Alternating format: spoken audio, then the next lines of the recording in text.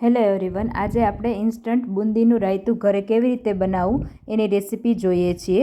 તો એના માટે આપણને સૌપ્રથમ બુંદી સોલ્ટેડ જોશે. જો વિડીયો ગમે તો લાઇક, કમેન્ટ અને શેર કરજો. સાથે મારી ચેનલને સબસ્ક્રાઈબ કરવાનું ના ભૂલતા, જેથી આવનારા દરેક વિડીયો નોટિફિકેશન આપને સૌથી પહેલાં મળે.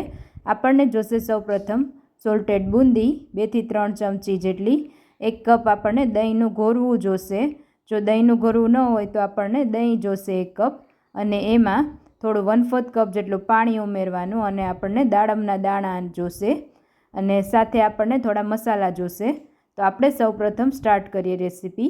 1 કપ આપણને ગરમ પાણી જોશે. ગરમ પાણીમાં આપણે સૌથી પહેલાં બુંદી છે એ 2 મિનિટ પૂરતી આપણે પલાળી દેવાની છે, અને એ પલળી જાય સરસ 2 મિનિટમાં.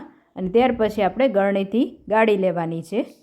ગાળી અને પાણી અલગ કરી નિતારી લેવાનું છે, અને બુંદીને અલગ કરી લેવાની છે.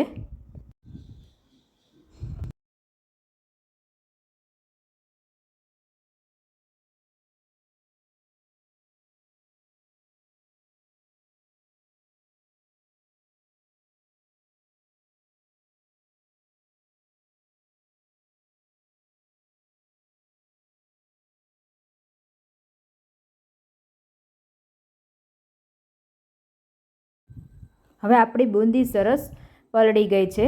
હવે આપણે દહીંનું ઘોરવું લઈ લેશી. હવે એમાં આપણે જે બુંદી છે એ પલાળેલી ઉમેરશી. ત્યાર પહેલાં આપણે થોડા મસાલા ઉમેરશી. સુગર પાવડર છે આપણા ટેસ્ટ મુજબ, પછી લાલ મરચું પાવડર છે, કાશ્મીરી લાલ મરચું પાવડર, અને જીરા પાવડર અને નમક પાવડર આપણે ટેસ્ટ મુજબ ઉમેરવાનું છે. આપણે કાશ્મીરી લાલ મરચું ઉમેરી છીએ. સુગર પાવડર આપણા ટેસ્ટ મુજબ, અને જીરું પાવડર અને નમક પાવડર પહેલાં આપણે મસાલા ઉમેરી દઈએ છીએ. બધું સરસ મિક્સ થઈ જાય ત્યાર પછી આપણે પલાળેલી જે બુંદી છે એ આપણે એડ કરી દેશી.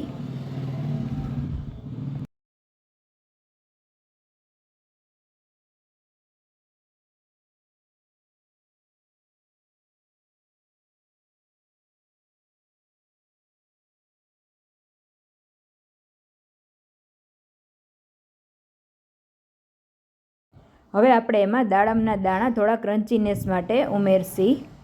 સરસ મજાના દાડમના દાણા ક્રન્ચીનેસ માટે.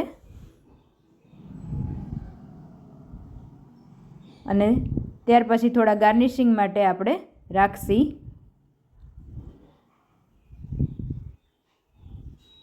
થોડું ફુદીનાના પાનથી ગાર્નિશ કરી અને સર્વ કરવા માટે રેડી થઈ ગયું છે આપણું ઇન્સ્ટન્ટ બુંદીનું રાયતું.